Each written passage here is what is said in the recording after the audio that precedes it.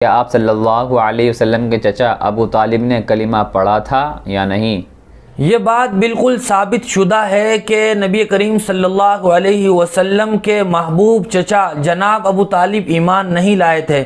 مسلم شریف میں بھی روایت موجود ہے کہ جب اِنَّكَ لَا تَهْدِي مَنْ أَحْبَبْتَ وَلَكِنَّ اللَّهَ يَهْدِي مَنْ يَشَاءُ نازل ہوئی تو اس آیت کا شان نزول یہی تھا۔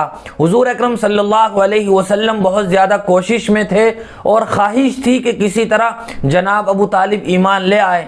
آخری وقت بھی آپ صلی اللہ علیہ وسلم نے چاہا کہ وہ کلمہ پڑھ لیں، لیکن انہوں نے کلمہ پڑھنے سے انکار کر دیا تھا۔ لہٰذا یہ بات صحیح اور ثابت شدہ ہے کہ جناب ابو طالب ایمان نہیں لائے تھے۔